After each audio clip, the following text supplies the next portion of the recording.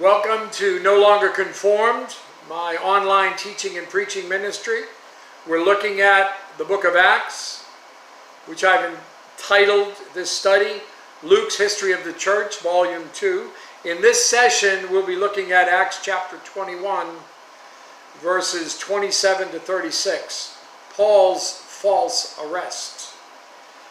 If you remember from last time, advice was given to Paul, and he took the advice of the church leaders and he paid for these men's purification rites and an offering so that the other Jewish men and women would not think that Paul had turned away from and was standing away from the teachings of Moses. But things didn't go as planned, not quite as planned. Look at these verses in our session. Acts 21, beginning with verse 27. Now when the 7 days were almost ended, the Jews from Asia, seeing him in the temple, stirred up the whole crowd and laid hands on him, crying out, "Men of Israel, help! This man who teaches all men everywhere against the people, the law, and this place. And furthermore, he also brought Greeks into the temple and has defiled this holy place. For they had previously seen Trophimus the Ephesian with him in the city, whom they supposed that Paul had brought into the temple. And all the city was disturbed, and the people ran together, seized Paul, and dragged him out of the temple, and immediately the doors were shut.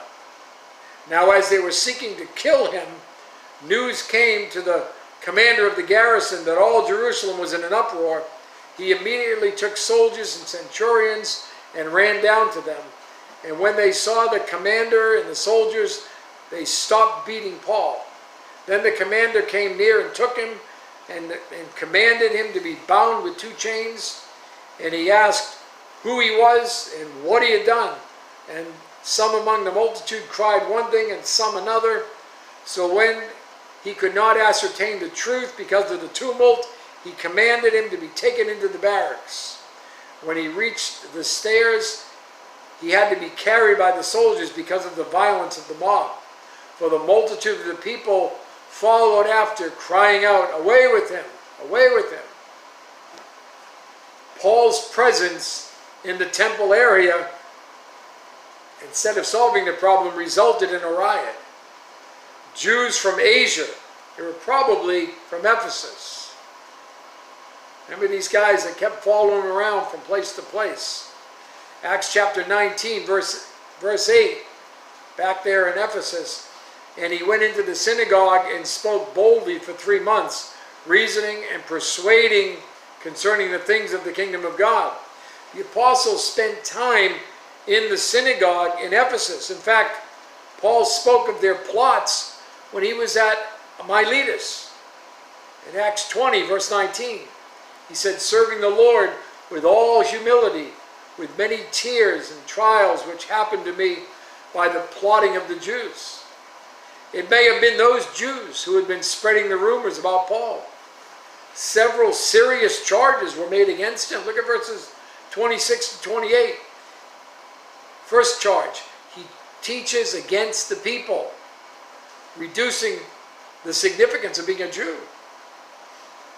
Second, he teaches against the law, invalidating the Torah. Third, he teaches against this place, blaspheming the temple. These 2 charges are like those made against Stephen. The irony of it all, isn't it? That these charges that Paul agreed with against Stephen have now come against him. Acts chapter 6, verse 13. They also set up false witnesses who said, "This man," speaking of Stephen, "does not cease to speak blasphemous words against this holy place and the law." And then the 4th charge, he defiled this holy place, bringing in Gentiles. Verse 29 explains that this was a false charge, for they had previously seen Trophimus the Ephesian with him in the city, whom they supposed that Paul had brought into the temple. Gentiles could not go past the court of the Gentiles. A wall separated the area from the rest of the temple court. Ephesians chapter 2, verse 14 says that. Speaking about how Jesus brought the Jews and the Gentiles together, it says, "For he himself is our peace, who has made both one and has broken down the middle wall of separation."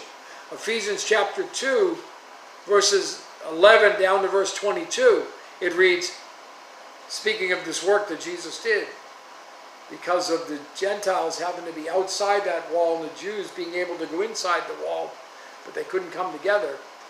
It says, therefore, in Ephesians 2:11, "Therefore remember that you, once Gentiles in the flesh, who are called uncircumcision by what is called the circumcision made in the flesh by hands, that at that time you were without Christ, being aliens from the commonwealth of Israel, and strangers from the covenants of promise, having no hope, and without God in the world.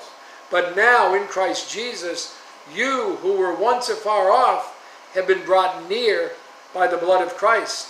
For he himself is our peace, who has made both one, and has broken down the middle wall of separation, having abolished in his flesh the enmity, that is, the law of commandments contained in ordinances, so as to create in himself one new man from the two, thus making peace, and that he might reconcile them both to God in one body through the cross, thereby putting to death the enmity.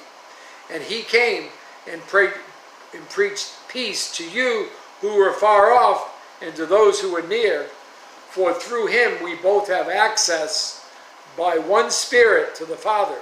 Now therefore you are no longer strangers and foreigners, but fellow citizens with the saints and members of the household of God, having been built on the foundation of the apostles and prophets, Jesus Christ himself being the chief cornerstone, in whom the whole building, being fitted together, grows into a holy temple in the Lord, in whom you also are being built together for a dwelling place of God in the Spirit.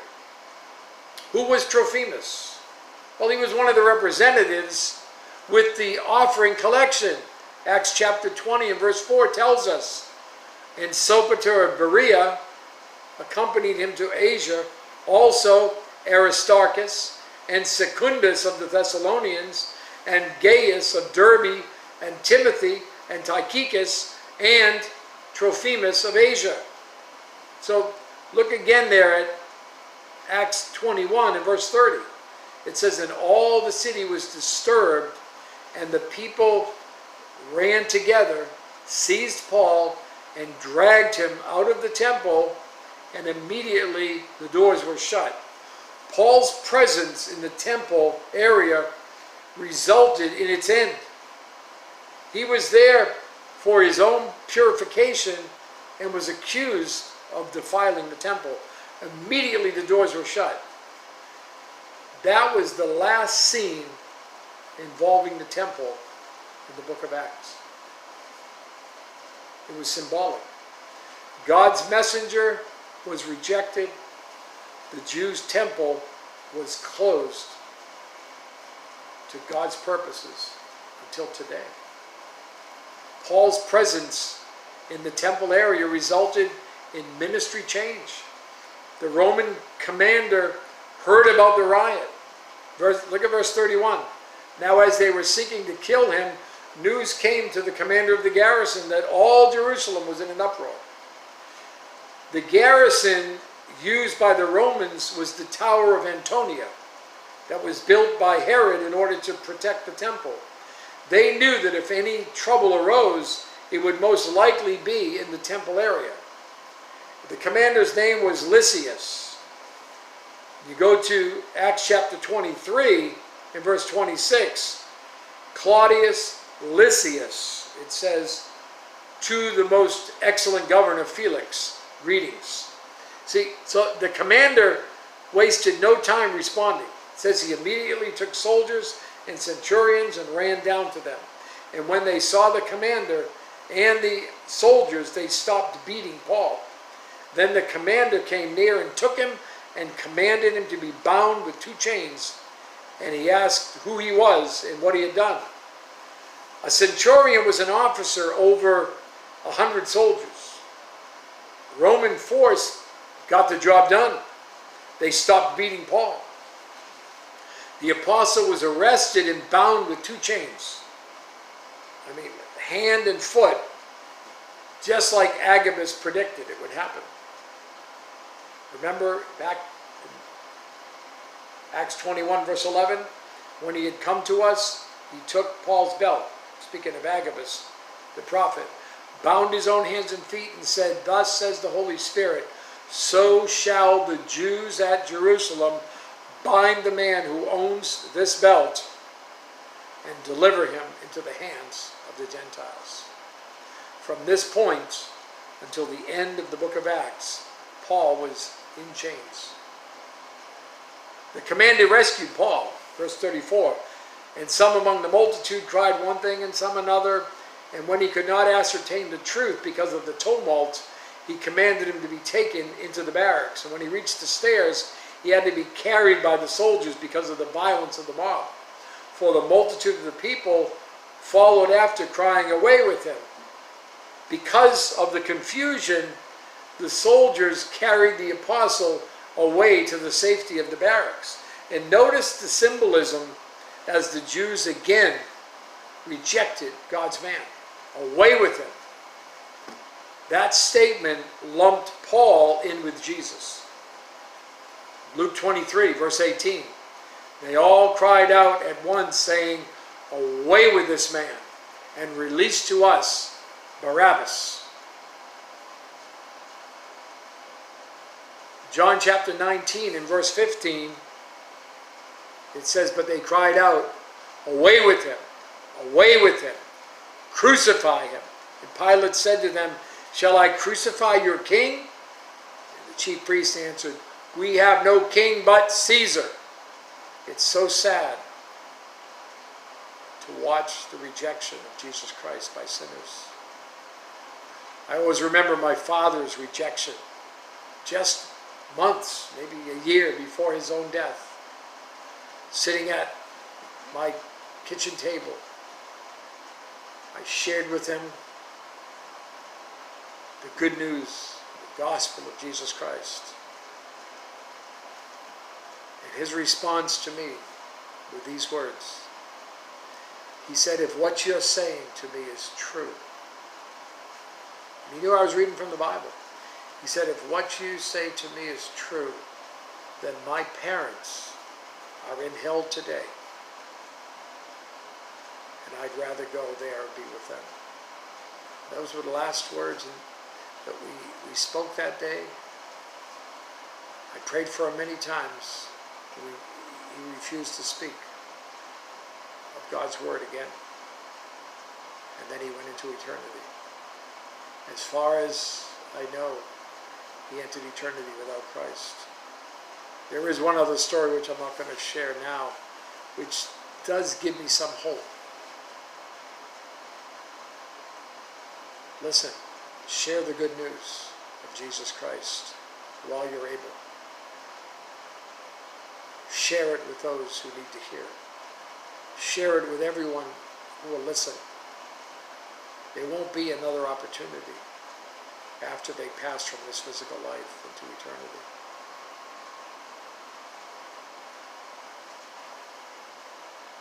You have a great day.